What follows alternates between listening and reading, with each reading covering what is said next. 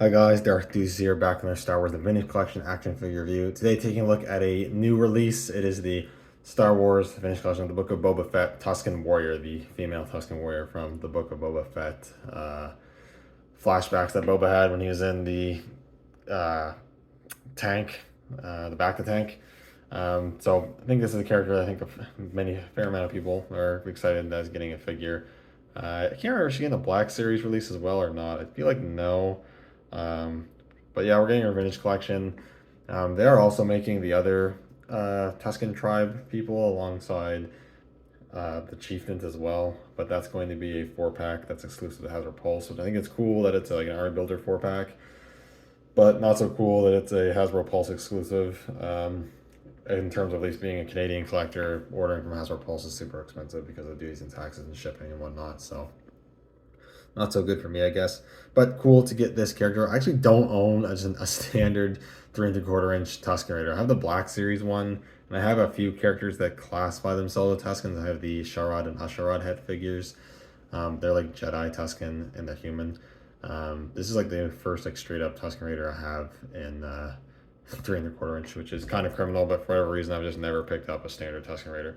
But taking a quick look at the packaging, here she is in the card back, Book of Boba Fett on the top there, Tusken Warrior. I think this card back looks really nice. Probably not a character I care to have mint on card, but if you are just a mint on card collector, I think it's a really nice card back. Really good, clear image of the character on the back there. Looks good on the card. And then on the back, there are a few other figures of the previous wave as well as the current wave. I have reviewed Hunter and the Clone Trooper. We'll probably review Cassian at some point. I just haven't bothered picking him up yet. Reviewing Tusken Warrior now. And then you have the reissue of the Weequay. We have the new Han Solo, which I might get. I actually saw him in stores. I passed on him for now, but I might get him. A reissue of Clone Captain Hauser with the proper name on his card back, and then the new Return of the Jedi Darth Vader, which I will get at some point whenever I find it. But that's pretty much it for the card back and packaging, so I'm going to crack this one open and we'll take a closer look. Now I have the figure out of the packaging, and this is a pretty cool figure. Obviously very cool, kind of more unique look and take on the Tusken Raider design.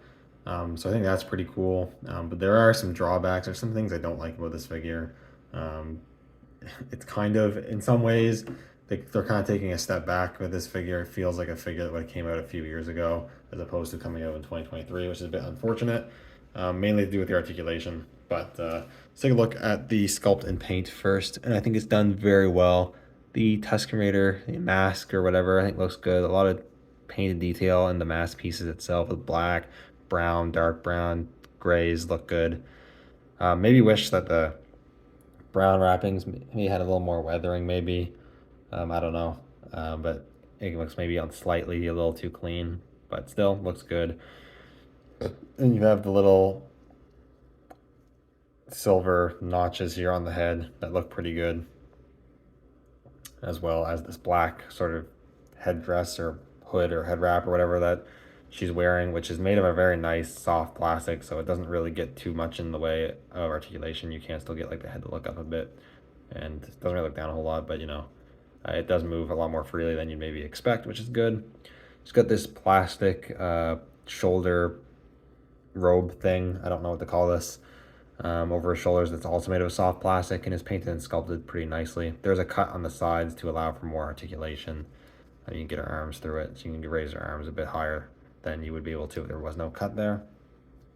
That looks pretty good, just sculpted in black. And then the robes on the torso itself look all right. You've got the belt, which looks decent, just brown, relatively cleanly painted. The sculpt and paint on this front sort of skirt piece looks really good.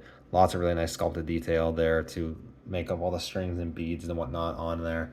And then she does feature a soft goods lower robe, skirt, whatever, which is really nice because it allows for more articulation. And I think it actually looks pretty good on the figure. Sometimes soft goods don't blend well with the plastic parts of 3 1/4 inch figures, and sometimes in this case with 6 inch and larger scales as well. But for this figure, I think the soft goods low robe looks really good and is a lot more functional than plastic would be. Underneath, you just got some standard black pants, and then you've got these brown wrap shoes or boots or whatever. But But it is nice these aren't just black. It kind of breaks up the color of all the black that's on the figure, so that's pretty nice. Overall, I think it looks really good. The paint's clean, sculpt's good. I don't have too much issues with that. One thing I guess I would say is I get that it's a female character. I do think her arms are really thin, like almost anorexic, I honestly.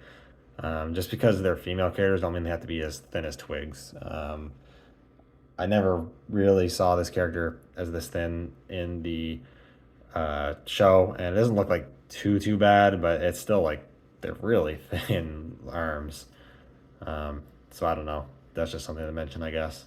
In terms of articulation, this is where I have kind of the biggest issues, I guess. There are some odd choices.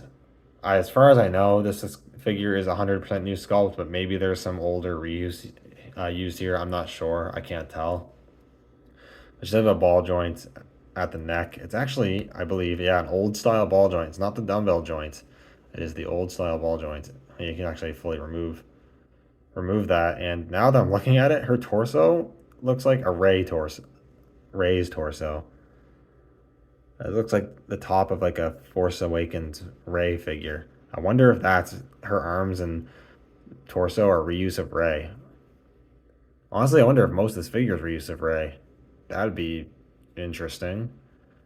Yeah, that kind of looks like reuse of a Rey figure. I'm not sure if that's confirmed. I don't have my Rey figure on hand, but I might check that later.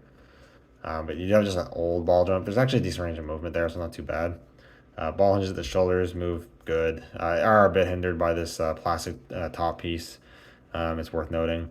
Single hinges at the elbows, they do move a full 90, or further than 90 rather. Soles at the wrist and only in and out hinges. I wish you had up and down hinge at least at the right hand. A little unfortunate. I think only a swivel cut at the waist.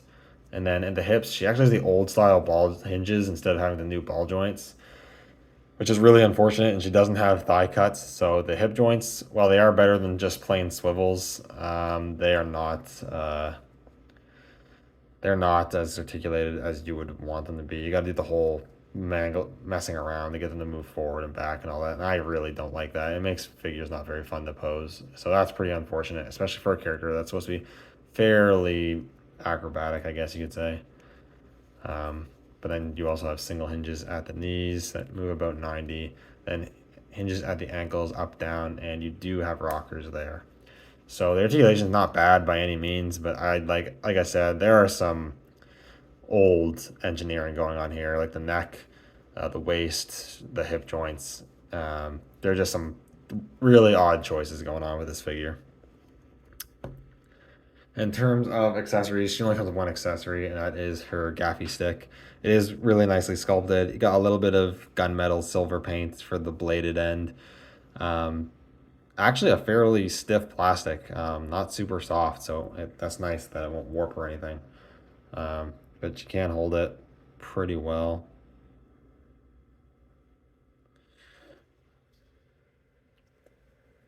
And you can get her in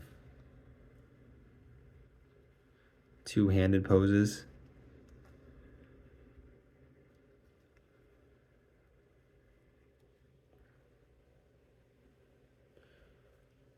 I think that looks pretty good.